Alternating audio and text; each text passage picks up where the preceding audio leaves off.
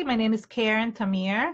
I'm a Prima marketing educator and Finnabair ambassador, and I'm really excited to do today a new Facebook Live on the Prima channel, and welcome everyone. I'm really excited to be here. I'm going to be creating these altered mason jars. Oops, there it is. I'm trying to show you. Using Finnabair products, of course. These are available not only at Michael's, but also in many different stores. A lot of these are available, and you can just go either one. I know there is many stores that carry Finnabair products, so it's really exciting because it's basically well known everywhere, and I use it all the time. And Michael's also has these for those of you who live in the US and Canada, and I think there's some kind of sale going on, either 30 or 40% off, so not sure. Go check it out on your local Michael's or in your local stores or online. Michael's sells online as well as other stores. So this is what I did. This is the jar that I altered, and this is basically what I altered, which is this glass mason jar. It's a very nice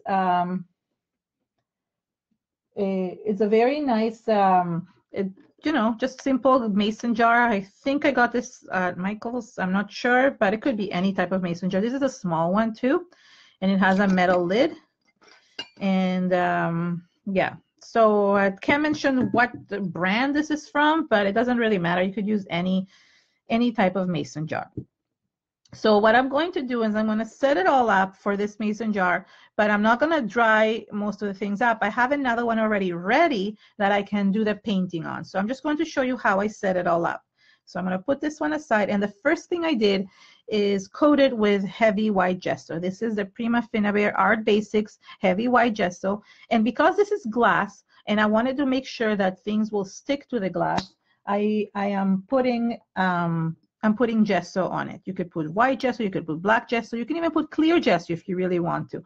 But white gesso is the heaviest, and I really wanted a heavy coat, so that's why I did that. Okay, so I'm going to give this a coat of gesso, and the reason why you want to make sure that you give this a good coat of gesso because it will help you put anything else on top of it. The only thing I didn't paint was this part of the jar. I don't know what you would call the lip of the jar, just because I wanted to make sure that that it can close. It can close back in. Now I could have skipped this step and not show it to you because it's basically just painting with gesso. However, I wanted to show you all the steps from the beginning and also explain why I'm doing certain things. It's really important to explain why certain things are being done, because a lot of people get very confused with the gesso, because some people have the theory that you should always put gesso on everything. Well, to tell you the truth, I don't always put gesso on everything. It really depends on what I'm doing. So in this case, I'm just going to put one coat of gesso. I could easily put two, but this is all going to get covered up with the texture medium, so it's not really necessary. However, if you really want to give it a good coverage, then all you have to do is dry up this layer and then go ahead and just add a second layer afterwards.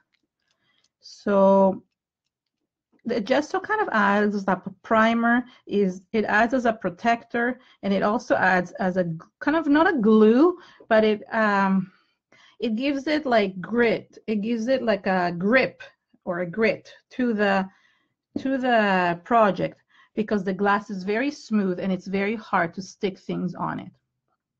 I'm going to do the lid as well. The lid, you see, this is metal, also very smooth.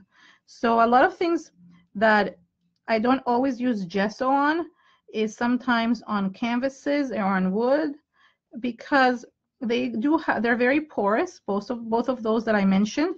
So for some things I do put gesso, but for some things I don't really need to, because the mediums that I use are so thick and attach themselves so well, especially because they're such good quality, the Finnabair quality, that you don't really need to add that much gesso underneath for it to have that grip, if it makes sense to me. So I'm going to dry this up for a second. And so this needs to be fairly dry, because I wanted to make sure that it doesn't get off, doesn't get removed. I hope you can hear me over the dryer. So if it's not dry, when I put the next layer, it's going to how do you call this? Basically stick to, so it's going to remove the gesso. That's what I'm trying to say. Sorry, I'm like kind of thinking of 2 steps ahead. So it dries really, really quickly. It's really easy to apply. And you could, as I said, add another layer, like some places here, it looks like it didn't catch on. So I'm going, hold on, I'm grabbing another paintbrush because I already wet the other one. And I guess I should have left some of the gesso there. And I just want to add, oh, this paintbrush is dirty. Don't use dirty paintbrushes. Never mind about that one. Right before this, I went and painted and washed all my paintbrushes. I'm very, very bad about keeping paintbrushes clean.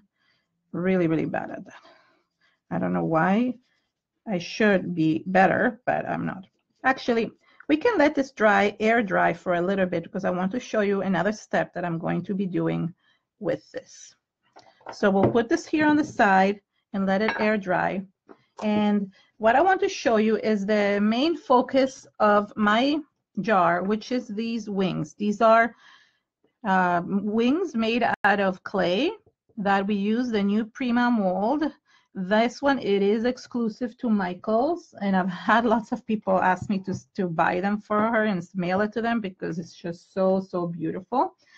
So I've used the big ones for another project, and today I'm going to be using the smaller ones. So I just want to show you how to make this. And the reason why, I could have pre-made these as well, but the reason why I want to show you how to make this, first of all, because a lot of people have a hard time with the clay. It is a little bit tougher to use than other products out there on the market, but it is really nice and it gives a beautiful texture.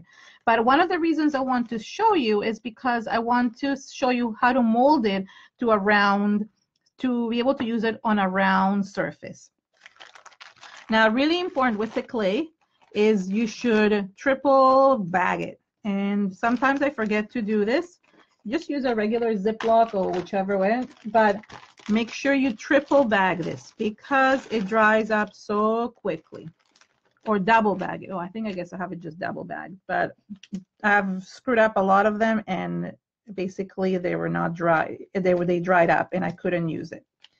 So here we go. And what I did actually, another thing that I did, I sprayed a little bit of water into the Ziploc. That way it remains moist inside. But I only thought of that the last time I did it, when I already lost one of these because they got dried up. So I take a piece and you just want to basically moving it a little bit just so it's smooth and it doesn't crackle. Even if it cracks, it still looks nice, but I'm just saying that you can do that. But I don't think I have enough. Let me take a little bit more. And I want to show you what I do with these, because there's many different ways of doing molds. I have an actual video on my YouTube channel that shows you the different ways of doing molds. So if you want to go check it out, and you can see I have one that is specifically for molds, and I have other ideas of how to use these molds. The Prima has beautiful molds, and I have other ideas of how to use them. Now for this one, you want to press firmly, and kind of push it out to the side. There's different ways of doing this, and you don't have to do it the way I do it, but you do it how you're comfortable, to your comfort level.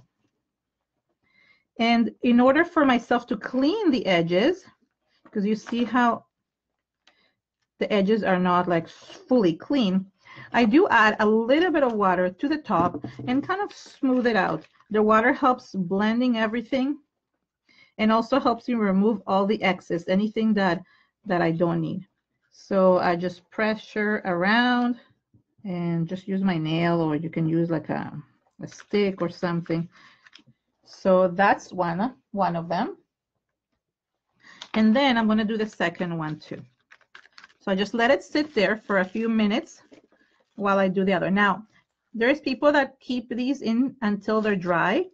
I like taking them out before they dry up, because before they dry, you can mold them to actually any shape you want. Well, not any shape, but it could be straight, it could be round shape. You could even bend them a little bit, which is really nice. Okay, I'm doing the second one. Let me do, and I do have a lot of excess here, so I just remove it with my finger, with my thumb. And then the last thing I do is, again, I just like spray it a little bit at the top, just a little bit. You just want a little bit of that spray. It kind of smooths everything out, like I said. And then you can define the edges a little bit more. So you see now it has like a perfect form, which is really great. I'm going to bag this again. And I like it. It's still pretty moist, which is nice. It still has that moisture inside. So that's a good trick if you want to keep this really moist and workable conditions. First of all, make sure you take the air out of things. Double bag it or triple bag it if you can. And put a little bit, spray a little bit of the water inside. Okay, so there you go. I have this here. And now I just kind of separate the edges a little bit. And I take it out carefully. You see? So that's one. I take it out right away. I find it easier when I take it out right away. There we go. That's the second one. And I do have to clean this, but not today. So what I mean by this is that it's still pretty soft, that you can actually go ahead. Oops, let me turn this around. You can go ahead and mold this. So it will glue that way to the jar. So it's soft enough that way. So it's still going to remain soft, so I don't need to glue it right away. And you can still already glue it as it's wet. To get the texture on the background, I used the 3 stone effect paste. It comes in a pack of 3. This is the package that it comes with. And all of them, no matter where you buy them, come in a package of 3. The 3 are the pumice stone, the limestone, and the concrete. Says something else, which I can't see well, but concrete. Oh, that's a different language. It's called concrete, pumice, and limestone. I'm like so silly. I'm trying to read it in French or in Spanish, and it doesn't work. Okay, so those are the things. And for this one, I only used 2 of them, or basically I could have just one of them. But I just wanted to show people how to use both of them. These give you amazing texture, and I'm going to be using the pumice stone first, because originally I really wanted it to be white. Oops. I really wanted everything to be kind of whitish. I wanted it to look like this, so it will look like concrete. I wanted these to be like garden lights or something like that. But somehow I went heavy on the color in the front. So, I mean, you can choose to have it light like this or to have it like heavier in the color the way I did it here. And I'll show you how to do both ways. And I really wanted this to look kind of concrete looking or limestone looking, pumice looking, you know, like kind of like stone, because I thought these would be perfect for the garden.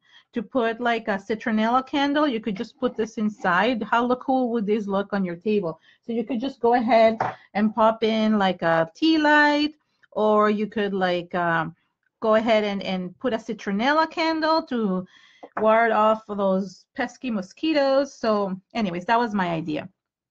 In order to put some of this pumice stone, all I did is I took my, how do you call this, silicone brush, and I started applying it roughly on it, really simply. Everything that I do is quite simple. There's no really a huge science difficulty to this. I just like adding texture. I am not going to add texture to the bottom. The bottom is going to stay smooth. Otherwise, you can't like basically hold it, but you can stand it up. And all you have to do is just basically put it on. It's really, really easy. Just turning it around. I'm covering this a little bit. You don't have to cover that part, but it's just because I needed a mason jar, and these are small. They're perfect for like tea lights. So small mason jars are cute too, but you could do the same thing in a bigger one. You're just going to use more product for that. So that's why I had to do like 3 of these, right, to show you the exact way. So I'm going to stand it up. I'm going to do the same thing on the lid and add a little bit of this as well. Not too much. You don't want to overdo it, but you want to have that texture. So there you go. So I just added this a little bit there. And then I'm going to add a little bit of the concrete. So all 3 of them have 3 different types of textures to them. Not only the color is different, the limestone dries a little bit clearer, almost like see-through, while this one, which is the pumice, dries white, and this one dries like a grayish color, almost like concrete. So here is the other one, the concrete, and I only added a little bit of this one because it just to show you how it looks. To tell you the truth, I didn't really need to add this one, but I just wanted to because I wanted to show you how it looks. Originally, I really thought that this would show through, but I'm the type of person who doesn't know when to stop when I add color. I love adding color to things. So I start adding things, and then I keep on adding and keep on adding, and it just never stops. Okay, here's just going to add this as well. Okay, so I'm going to add a little bit more here, and I want to show you why. So I'm adding a little bit more at the top because I'm going to be putting an embellishment there. I'm going to show you what I'm doing. So because this texture paste is so thick, and it does have a gluing agent in it. All the pastes do, because you can put them on stuff. If it didn't have that agent, everything would just come apart. So you do need that. So what I'm going to do, hold on, I prepared some metals. There we go. I prepared some metals, and I was going to just put this on top like this. So I'm just going to push it in. This is a mechanical from Finnabair. So, and it just stays in place because of that. If you don't trust it, you can definitely go ahead and put, go and put some glue underneath it. But it's pretty good. And I'm just going to put a little heart in the middle of it. I might add some more to that as well. So there is the top of the lid. And for the bottom, I kept it really, really simple. But for this one, I am going to put glue on these wings. I want to make sure they really stay well. And for that, I'm going to use the heavy body gel that Prima has. And I'm going to apply it to the back of the wings. So all I do is still a little bit, it's not wet, but it's damp enough that I can still mold it to how I want it. Hold on, I want to make sure that you can see. So I'm going to, hold on, find the center here. And with the glue, it should stay in place. That's what I love about the heavy gel. You see how it's like bent? So I'm able to bend it and mold it to how I want it to look. I'm going to put some gel in the other side. This gel is basically a miracle worker. I do have to say, same with this silicone brush. These are one of my favorite things. You can see how well I use this because it's so filthy. Okay, I'm going to bend this again and to show you how I glue the other side. And the gel really helps keeping it in place, especially because I'm trying to bend the wings. And finally, the last thing I'm doing is I'm putting the heart in the center. So again, I'm going to put, the gel in the back to make sure. And you know what? Don't be skimpy on the gel. I know it's like things are expensive, but this specific gel, you want to put enough that it actually holds things. Many times when I teach classes, people say, well, the gel is not holding. And I'm like, how much did you put? And they've put like this tiny little amount. Like you have to put a good amount in order for it to actually like stay in place. So I'm going to press this in here and I'm going to let this dry. So this is how it looks. And you know how they do it in TV? Like, this is really cool. And here is the other one. And here's the one that I made a few weeks ago. I mean, last week, well, a few weeks ago. Already dried up. So I'm going to put this one aside, let this one dry with the lid. And I have a new one that I'm putting in that has it already, the wings already dried up and everything done for you. Look at the beautiful texture. I'm going to turn it around so you can see the beautiful texture. It's so rough. It's so cool. I mean, truthfully, it almost looks amazing like this. I wouldn't even want to, like, you know, change it. It looks so nice. You could just add a little bit of rust effect. But I do want to show you how I colored the other one. So I am definitely going to show you that, even though I love it the way it is. For coloring these, I used 2 different sets of the Metallique colors. And I didn't use all the colors from this. I'm going to actually use the purple and the red from this one. And I'll tell you the color names because I have no idea. So I'm not using the pink. I'm using the purple, which is the dark velvet. And I'm using this one, which is the brass hardware. I'm also using some of the patina color from this one. Hold on, not the green. I'm not using the lime green, but I am definitely using the light patina and the gold rush, which is 2 of my favorite colors that I love from this. So there's different ways of approaching this, and I'm going to bring something to kind of absorb all the water that I'm going to be adding. So I love working, usually I love working with like sprays. And the way I work with sprays is that I spray them on and then I add water to kind of dilute everything. Well, I wanted to do the same thing with these paints as well. So I'm going to start first with the metallic, with the brass hardware. Look how beautiful the color is. So the way that I like working is that I start by applying things at the edges, or in this case the rim, but also at the edges of the different embellishments. And then I spray things to kind of make it run down and get diluted. So you see, you get that diluted effect, but also it looks like kind of rust coming down.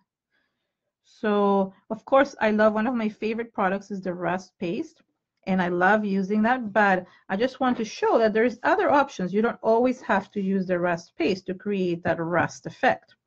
You can go ahead and use other embellishments, other things.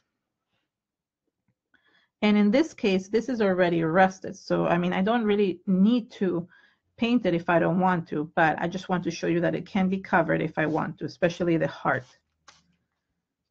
The same thing with the top. It's kind of rusted at the top as well. So I just keep on turning it around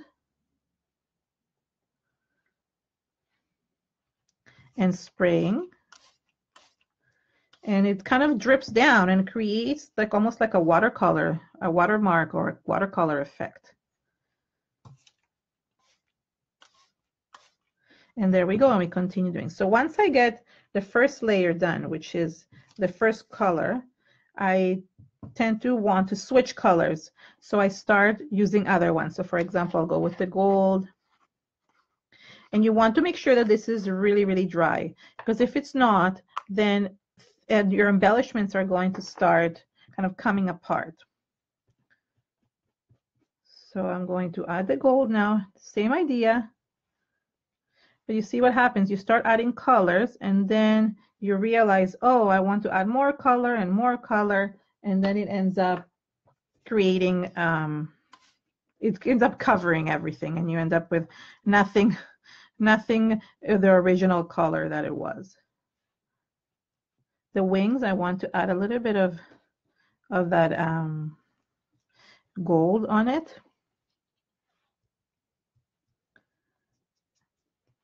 And you just have to play with the colors. I mean, it's not going to be perfect. That's why it's mixed media. You can't have it all perfect. If you want it perfect, then you can't do mixed media. Mixed media is all about, you know, just trying things and mixing things together.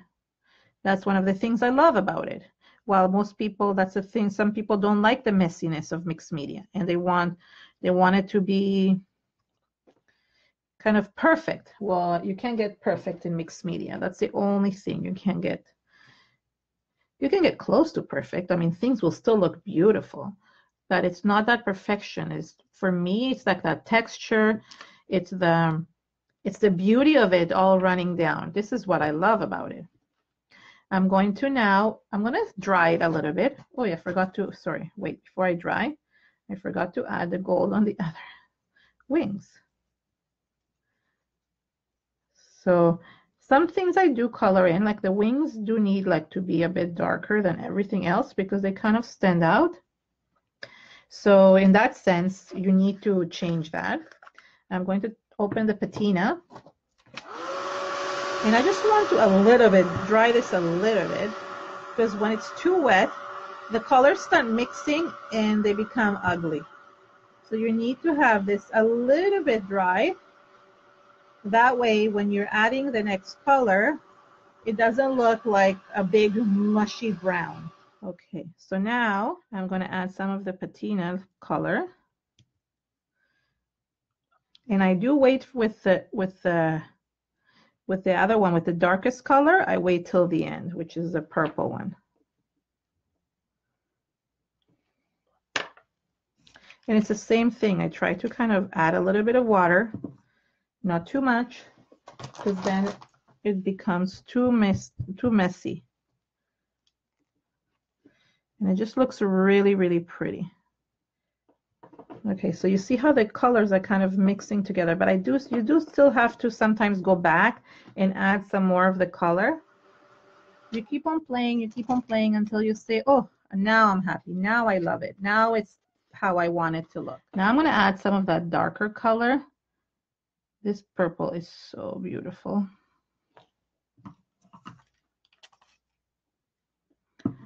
I love it. So the purple, what it acts as a shadow when you're putting it underneath things. So I'm trying to, oops, I think I'm off screen. I'm trying to stay as much as I can off, like I'm trying to create that shadow underneath and not add too much water, because when you add too much water, it becomes like a black. It becomes almost like a black or brown.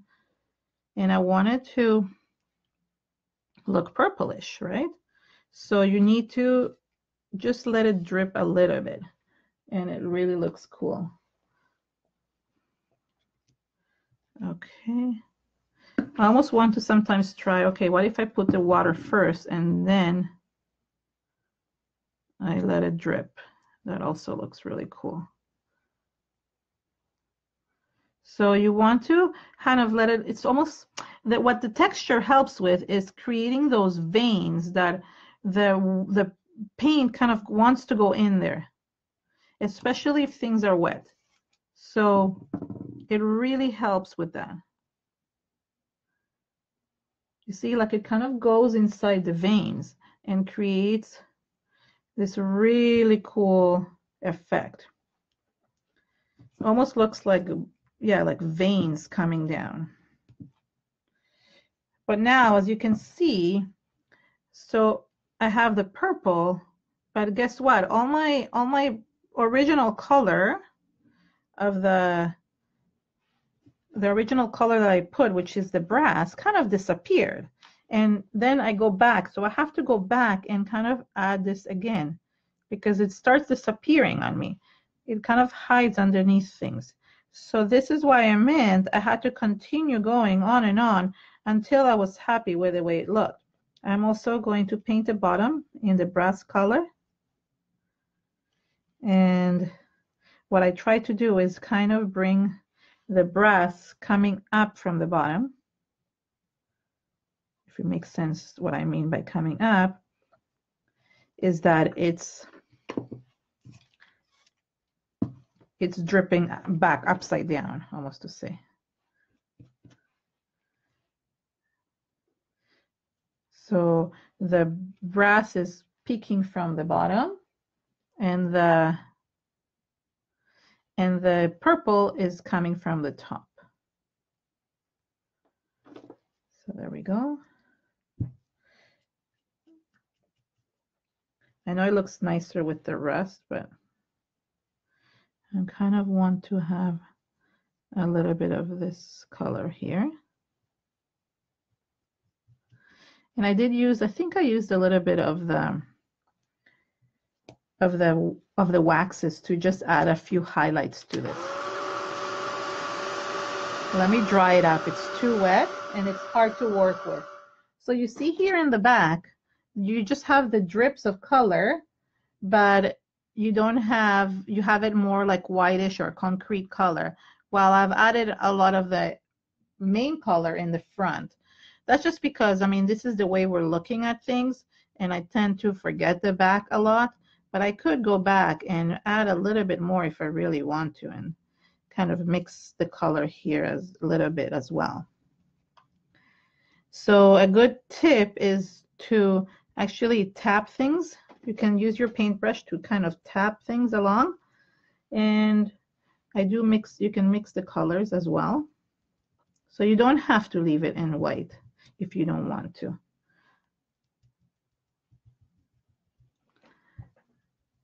And when you're tapping, it kind of mixes the colors as well. So it tends to look really, really nice. And things are a little bit wet still, so it's nice because it kind of blends everything together. Gives it a really beautiful effect. So once you have all the color up there, you can just go ahead and tap and create some just blending. It's almost like you're blending the colors with each other, especially the light ones with the dark ones. And it becomes really, really pretty. Let's see at the top. So this kind of heart is getting lost here. I'm going to take some of this aged brass wax, and it's one of my favorite colors, and just add that just to kind of highlight the gold a little bit. There we go. I'm going to do the same thing here because it's kind of getting lost. And on the wings as well.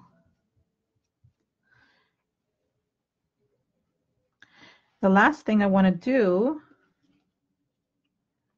is add a little bit of the purple. Hold on. I want to add it like inside here. I find that the heart is kind of blending too much with the rest of it. Okay, maybe I added too much. So once you add too much of one color, you could add, like, let's say the purple a lot. You can go and fix it by adding some of the wax again. So that way you get that darkness. So I wanted to get that darkness underneath the heart to kind of create that shadow behind it, if you know what I mean. Now the other thing you can do with the wax, this is one of my favorite colors, and you know what, I don't need this matte anymore, so let me remove it because I'm not dripping things anymore. So one of the other things that you can do with the wax is, and I like using it with my fingers, but you don't have to do that, you could use it with the brushes, the Prima brushes, is I start like adding highlights in certain areas. All the texture that I see everywhere can create highlights of that texture, especially in the darker areas. So I start adding it to places just to kind of accentuate those darker areas, and it creates beautiful shadows. Sorry, it creates highlights over those shadows. That's what I'm trying to say. And the rim of the lid. So, and each jar will come out different. If you see my other jar, it's completely different than this one. I'll show you. I think I might have added more of a copper color here and more of the the patina in the center. Here I added more purple in the center. I mean, it doesn't really matter. It's just a matter of just playing around with it. And now I'm going to have a set. Oh, this is not the lid for that. Where's the lid? And I'm going to have a set of 3 jars, and they're all different. They're not going to be the same, because this one I put a gear on top, wheel on top or something like that, and this one is like this. So you have the 2 like this, and then you have them different over here as well. And I could go back. I mean, you could go with your finger and kind of add a little bit of patina colors in some places if you really want to, especially on the lid. There is like so many options you can do. I mean, here I'm like playing. See, this is the problem. I don't know when to stop. I don't know when to like say, okay, this is enough, stop, and just, it looks good. So I tend to like want to add more and more until I'm like, okay, I'm looking at it, and I'm like, and I literally have to tell myself, Karen, stop, because you're not helping it. You're just making it worse. So yeah, maybe a little bit on the lid, that's all. So I don't know if you guys have the same problem as me about stopping, but I do have that problem that I cannot stop. Okay, there we go. I like it like that. Okay, maybe I did need a little bit of that patina. Oh, so that's good. So I just want to thank you. Hold on, let me just turn the camera around so you guys can see me. So here's the 2 of them that I made. The third one is basically this one. Can you see it? It's kind of, the back is messing up. So there's the 3 of them. So I just have to go and paint the last one because I haven't done that yet.